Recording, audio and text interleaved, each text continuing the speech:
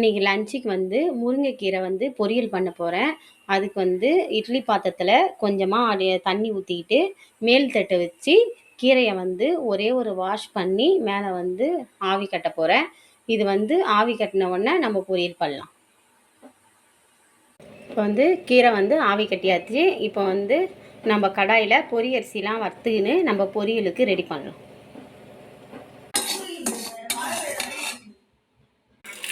இப்போ வந்து முருங்கீரை பொரியலுக்கு வந்து எண்ணெய் வந்து ஊற்றிருக்கேன். கொஞ்சமாக கடலைப்பருப்பு, உளுத்தம்பருப்பு, காஞ்ச மிளகாய்.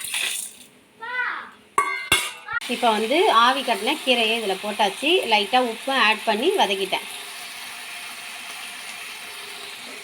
வறுத்து வச்ச அரிசியை பொரியரிசியை பொடி பண்ணி எடுத்துக்கிட்டேன். தேங்காய் கொஞ்சம் தூள் பண்ணி வச்சுருக்கேன். அந்த பொரியரிசி மாவு பவுட்ரை வந்து இதில் கொட்டிக்கிட்டேன். இப்போ வந்து நம்ம தேங்காய் வச்சுருந்தையும் ஆட் பண்ணிக்கலாம். தேங்காய் வந்து மிக்சியில் வந்து ஒரு ஓட்டி வச்சுருந்தேன், அதையும் ஆட் பண்ணிக்கிட்டேன். இப்போ வந்து கீரை ரெடி ஆயிடுச்சு. உப்பு செக் பண்ணிக்கிட்டு நம்ம கரெக்டாக உப்பு கம்மியாக இருந்ததுன்னா நம்ம உப்பு போட்டுக்கலாம். நம்ம போடும்போது உப்பு கம்மியாக போட்டால் போதும். முருங்கைக்கீரை பொரியல் ரெடி. இப்போ வந்து இதுக்கு வந்து தொட்டுக்குது வந்து உருளைக்கிழங்கு காரக்குழம்பு வைக்க போகிறேன். எண்ணெய் ஊற்றிக்கினேன். இப்போ கொஞ்சமாக கடுகு, வெந்தயம், வெங்காயம், தக்காளிலாம் போட்டு நல்லா வதக்கலாம். குழம்புக்கு தேவையான அளவு உப்பு, மஞ்சத்தூள், உருளைக்கிழங்கு இதெல்லாம் போட்டு வெங்காயம் தக்காளி கூடவே போட்டு நல்லா வதக்கிட்டு இருக்கேன். இது நல்லா வதங்கட்டும். அதுக்குள்ளே நம்ம புளியை வந்து கரைச்சி எடுத்துக்கலாம்.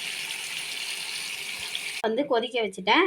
கொஞ்சமாக புளி கரைச்சிக்கிட்டு அதுக்கு தேவையான மிளகாத்தூள் போட்டு குழம்பை ஊற்றிட்டேன். நல்லா கொதித்து கொஞ்சம் சுண்டனை வந்தோடனே இறக்கிடலாம். என்கிட்ட கருவேப்பிலை காலி ஆயிடுச்சு, அதனால் நான் கருவேப்பிலை போடல. இப்போ வந்து இந்த கடாயில் வந்து தான் முருங்கீரையும் செஞ்சேன், குழம்பும் வைக்கிறேன். நான் பாத்திரம் வந்து அதிகமாக யூஸ் பண்ணல, ஏன்னா ரொம்ப அர்ஜென்ட் இல்லை. ஏன்னா ஸ்கூல் போகிற டைமில் மட்டும்தான் அர்ஜென்ட்டுன்னு சொல்லிட்டு நம்ம வேகமாக செய்வோம். இப்போ எனக்கு ரொம்ப அர்ஜென்ட் இல்லை. சாப்பிட்றதுக்கும் டைம் வந்து இன்னும் நிறைய இருக்கிறதுனால நான் ஒன்று ஒன்றா பொறுமையாக தான் செய்கிறேன். இப்போ வந்து குழம்பு வந்து கிண்ணத்தில் மாற்றிட்டேன். குழம்பு ரெடி ஆயிடுச்சு. கொஞ்சமாக மாம்பழம் கட் பண்ணிக்கிட்டேன்.